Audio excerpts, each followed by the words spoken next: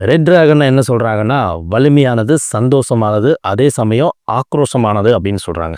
அதுவே பைபிள்ல என்ன சொல்றாங்கன்னா ரெட் டிராகன்னா ஒரு சாத்தானுக்கு சமம் அப்படின்னு சொல்றாங்க.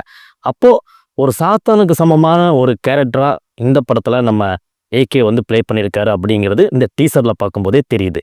இந்த டீசர்ல ஃபுல்லாவே டிராகன் ரெஃபரன்ஸ் நிறைய வச்சிருக்காங்க. ஸ்டார்ட்டிங்ல வர்ற அந்த டேட்டு போடுற மிஷின்லயே பார்த்தீங்கன்னா டிராகன் சிம்பிள் இருக்குது. அது மட்டும் இல்லாம ஏகேவோட ஒரு ஹேண்டில் பார்த்தீங்கன்னா டிராகன் சிம்பிள் இருக்குது. இன்னொரு ஹேண்டில் டூ ஆர் டை அப்படிங்கிற ஒரு வாசகம் இருக்குது. டிராகன் வாயிலிருந்து ஒரு ஃபயர் வரும். அந்த ஃபயர் எஃபெக்டை அஜித்தோட பேக்ரவுண்டில் நிறைய சீனில் ஃபயர் எஃபெக்ட் கொடுத்துருக்காங்க. அது மட்டும் இல்லாமல் டிராகன் சுற்றி எப்பவுமே ஒரு ஸ்பைக் இருக்கும். அந்த ஸ்பைக்கு ஏகேவோட காஸ்டியூமில் நிறைய இடங்களில் யூஸ் பண்ணியிருக்காங்க. அந்த டிராகனோட எஃபெக்ட் வரணும் அப்படிங்கிறதுக்காக அந்த காஸ்டியூம் சுற்றி ஸ்பைக்கை போட்டுட்ருக்காங்க. அந்த அளவுக்கு பார்த்து ஒரு டிராகன் கேரக்டரை அப்படியே ஏகேக்கு டிசைன் பண்ணியிருக்காரு நம்ம ஆதிக் ரவிச்சந்திரன். இந்த டீசர் பார்க்கும்போது எனக்கு ஒரு விஷயம் தோணுச்சுங்க. அது என்னன்னு கேட்டிங்கன்னா, பொதுவாகவே தமிழ் சினிமாவில் ஒரு ஹீரோவுக்கு பில்டப் சீன் வைக்கிறாங்கன்னா எப்படி வைப்பாங்கன்னா, டே அவன் ஒரு சிங்கம் மாதிரிடா, டே அவன் ஒரு புலி மாதிரிடான்னு சொல்லிட்டு பில்டப் சீன் வைப்பாங்க. ஆனால் ஆதிக் ரவிச்சந்திரன் ஒரு படி மேலே போய், என்னப்பா லோக்கல் லெவலில் நீங்கள்லாம் பேர் வச்சுருக்கீங்க, ஏன் தலைக்கு என்னோட ஏகேக்கு நான் இன்டர்நேஷ்னல் லெவலில் ஒரு பில்டப் வைக்கிறப்பாருன்னு சொல்லிட்டு ஏகே ஒரு ரெட் டிராகன் அப்படின்னு சொல்லிட்டு வச்சிருக்காரோன்னு எனக்கு தோணுது. அது கரெக்டாக இல்லையான்ட்டு கமெண்ட்டில் உங்களோட பதில்களை சொல்லுங்கள். அதுக்கப்புறமா இந்த டீசரில் இன்னொரு விஷயத்த நீங்கள் நோட் பண்ணியிருப்பீங்க. ஏகே ஒரு மிகப்பெரிய பிரிசனில் இருப்பார், மிகப்பெரிய ஒரு ஜெயில் இருப்பார். அது எந்த ஜெயில்னு உங்களால் கணிக்க முடியுதா? அதுதான் திகார் ஜெயிலாக இருக்கலாம்னு எனக்கு தோணுது. ஏன்னா மிகப்பெரிய குற்றங்களை செஞ்சவங்க, மிகப்பெரிய அளவில் வன்முறைகள் நடத்தினவங்க, மிகப்பெரிய மாஃபியா கேங்கு, மிகப்பெரிய கேங்ஸ்டர்ஸ், இவங்க எல்லாருமே அடைக்கப்படுற ஒரு இடம் எங்கேன்னு கேட்டிங்கன்னா திகார் ஜெயில் தான். அப்படிப்பட்ட ஒரு திகார் ஜெயிலில் தான் நம்ம ஏகே இருக்கார். ஏதோ ஒரு மிகப்பெரிய ஒரு பிரச்சனையை பண்ணிட்டு திகார் ஜெயிலுக்குள்ளே வராரு. அங்கே ஜெயிலுக்குள்ளே சாதாரண ஒரு கைதியாக கிடையாது, அங்கேயும் பார்த்தீங்கன்னா மிகப்பெரிய மான்ஸ்டர், மிகப்பெரிய ஒரு கேங்ஸ்டராக தான் அவர் வராரு. அவர் பார்க்கும்போது அந்த அளவுக்கு என்ன சொல்கிறது, அந்த அளவுக்கு ஒரு கெத்தான ஒரு தலையை அந்த ஜெயிலில் பார்க்க முடியாது. அவரு தான் எல்லாருக்குமே அந்த அந்த பிரிசனில் இருக்கிற அந்த ஜெயிலில் இருக்கிற எல்லா கைதிகளுக்குமே இவர் தான் டான் மாதிரியும் அந்த இடத்துல சித்தரிக்கப்பட்டிருக்காரு. அப்படி இருக்கிற ஒரு டான் எதுக்காக ஜெயிலுக்குள்ளே வந்தார் அப்படிங்கிறது தான் ஃப்ளாஷ்பேக்காக அடுத்தடுத்த போர்ஷன் காட்டுறாங்கன்னு நினைக்கிறேன். இனிமேல் ரோல்ஸ் ராய்ஸ் கார் எங்காவது ரோட்டில் பார்த்தீங்கன்னா ஆதிக் ரவிச்சந்திரன் பண்ண சம்பவம் தான் ஞாபகத்துக்கு வரும். அது என்னன்னு கேட்டிங்கன்னா, ரோல்ஸ் ராய்ஸ் காரில் ப்ரைமரியாக இருக்கிற எம்பளத்தை பிடுங்கி வீசிட்டு தீனா படத்தில் அஜித் அவர்கள் ஒரு கையில் பஞ்ச் பண்ணுற ஒரு ராடு வச்சுருப்பார், பஞ்ச் பண்ணுற ஒரு வெப்பன். அந்த வெப்பனை டிசைன் பண்ணி அந்த ரோல்ஸ் ராய்ஸ் காரில் அந்த ப்ரைமரி எம்பளத்தை பிடுங்கி வீசிட்டு இந்த பஞ்ச் பண்ணுற ஒரு வெப்பனை காரோட சிம்பிளாக வச்சுருப்பார். இதை பார்க்கும்போது கிரியேட்டிவிட்டியோட வேறு லெவல் அப்படிங்கிற மாதிரி நம்மளுக்கு ஃபீல் ஆச்சு. ஏன்னா ஏகேவோட கார்லேயும் இப்படி ஒரு பஞ்ச் பண்ணுற ஒரு வெப்பனை வச்சு டிசைன் பண்ணியிருக்காங்களே அப்படின்னு சொல்லிட்டு அந்த படம் பார்க்கும்போது அவர் எவ்வளோ பெரிய டானாக இருப்பார் அப்படிங்கிறது ஹைலைட் பண்ணுற விதமாக இந்த சம்பவத்தை வச்சுருக்காரு நம்ம ஆதிக் ரவிச்சந்திரன். ஆதிக் ரவிச்சந்திரன் ஒரு ஃபேன் பாயாக இருந்துட்டு போட்டோம், ஆனால் எல்லாம் ஒரு அளவு தான் ப்ரோ அப்படிங்கிற மாதிரி நிறைய சம்பவங்கள் அஜித் ரெஃபரன்ஸ் வச்சு பண்ணியிருக்காரு. என்னன்னு கேட்டிங்கன்னா, அஜித்துக்கு பின்னாடி டார்க் அப்படின்னு ஒரு சீரியல் லைட் எரிஞ்சிட்டு இருக்கும். அது டக்குன்னு பார்த்தீங்கன்னா ஏகேவும் மாறிடும். அதே மாதிரி தான் அந்த ட்ரெய்லர் டீசர் முடிகிற ஓரத்தில் அதே மாதிரி டார்க் அப்படின்னு ஒரு சீரியல் டக்குன்னு ஏகேவும் மாறிடும். இப்படியெல்லாம் யோசிச்சு நம்ம ஏகேவை நிறைய இடங்களில் ரெஃபரன்ஸ் வைக்கணும் அப்படின்னு சொல்லிட்டு வச்சுருக்காரு. அது மட்டும் இல்லாமல் ஒரு காரில் பார்த்தீங்கன்னா எம்ஹெச் அப்படின்னு சொல்லிட்டு AK63 அப்படின்ட்டு இருக்கும். இது ஏகேவோட 63வது படம், அஜித்குமாரோட 63வது படம். அந்த ரெஃபரன்ஸ் கூட நம்பர் பிளேட்டில் சூப்பராக டிசைன் பண்ணி வச்சுருக்காரு. அதுலேயும் ஏகே ரெஃபரன்ஸ் இருக்குது. இப்படி நிறைய இடங்களில் ஏகேவை என் அண்ணனுக்கு நான் தாண்டா பண்ணுவேன் அப்படிங்கிற மாதிரி அட்லி மாதிரி நம்ம ஆதிக் ரவிச்சந்திரன் ஏகேவை கொண்டாடுன்னு கொண்டாடியிருக்காரு. அடுத்ததாக லுக்கு.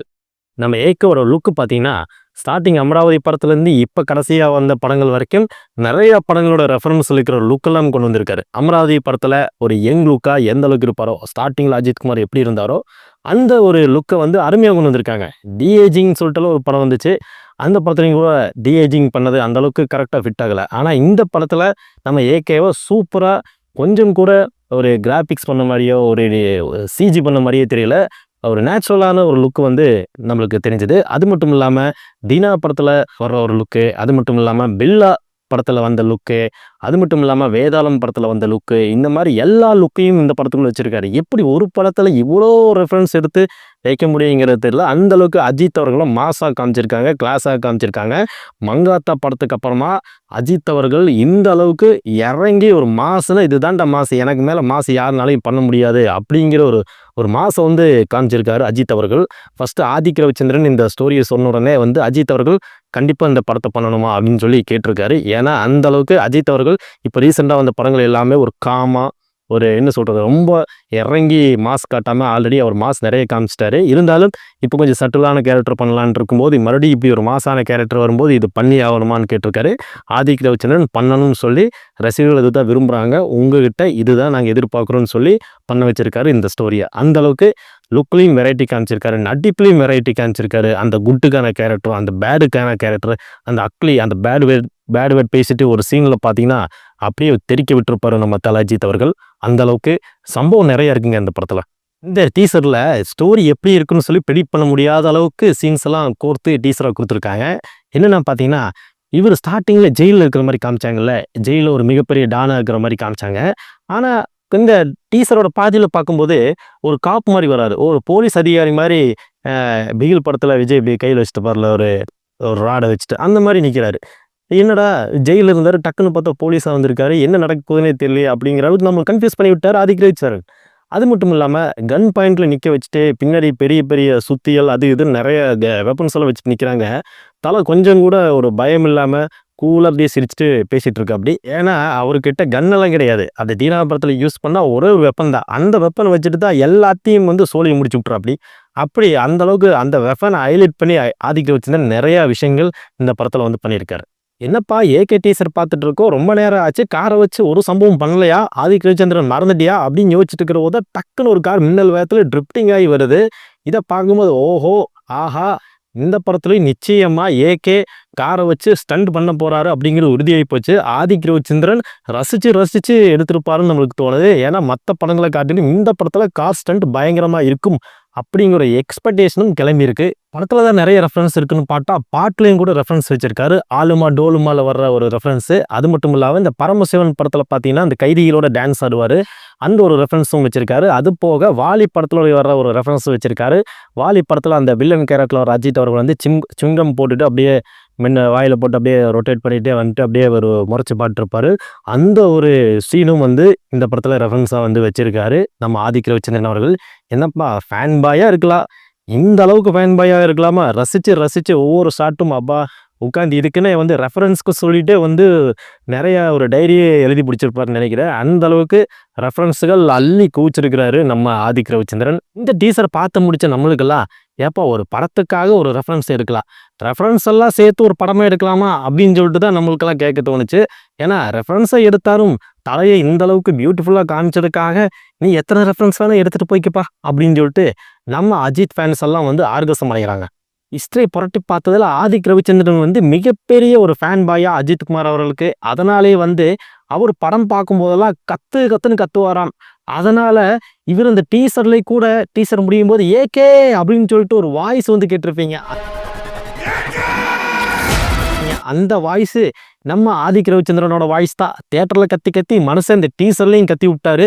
ஏகேக்கு ஒரு முரட்ட சம்பவத்தையும் சேர்ந்து பண்ணி விட்டாரு. இப்படி ஒரு ஃபேன் பாய் படத்தை நம்மளும் ஒரு ஃபேன் பாயாக இருந்து பார்த்து என்ஜாய் பண்ணுவோம். இந்த படம் டெஃபினட்டாக ஒரு டான் மேக்கரா, டான் கில்லரா, மங்காத்தாக்கு அப்புறம் மங்காத்தா இந்த படம் தாண்டா. Good bad ugly, GBU, God bless you, என்ன வேணால் வச்சுக்கோங்க. இந்த படம் பட்டாசு கலப்ப போகுது. ஏப்ரல் 10ஆம் தேதி தியேட்டர் ஸ்க்ரீனில் கிளிய போகுது. சும்மாவே நம்ம அஜித் ரசிகர்கள்லாம் போய் அடித்து உடைக்க போகிறானுங்க. இந்த படத்தை பார்த்துட்டு வந்து அஜித்தோட எனர்ஜி ஃபுல்லாக ஆடியன்ஸ்க்கு இறங்கி, ஃபேன்ஸ்க்கெல்லாம் இறங்கி ஏதாவது சம்பவத்தை போடுவாங்க. இந்த வெப்பன் எங்கேயாவது பழையிறம் கடையில் எங்கேயாவது கிடச்சிடும் கொண்டு வந்து எத்தனை பேர்த்து குத்த போகிறானுங்கன்னு தெரியல. ஓகே, இந்த படம் வெற்றியடைய நமது சேனல் சார்பாக வாழ்த்துக்களை தெரிவிச்சுக்கலாம். இந்த ரிவ்யூ, இந்த ஒரு டீகோடிங் உங்களுக்கு பிடிச்சிருந்ததுன்னா கமெண்ட்டில் பதிவு பண்ணுங்கள். நம்ம சேனலுக்கு புதுசாக வந்தவங்களும் சப்ஸ்கிரைப் பண்ணுங்கள், லைக் பண்ணுங்கள். பெரித்தனமான அஜித் ஃபேன்ஸ்க்கெல்லாம் இந்த வீடியோவை ஸ்ப்ரெட் பண்ணி விடுங்க. மீண்டும் அடுத்த ஒரு இன்ட்ரெஸ்டிங்கான வீடியோவில் சந்திக்கிறேன். நன்றி, வணக்கம்.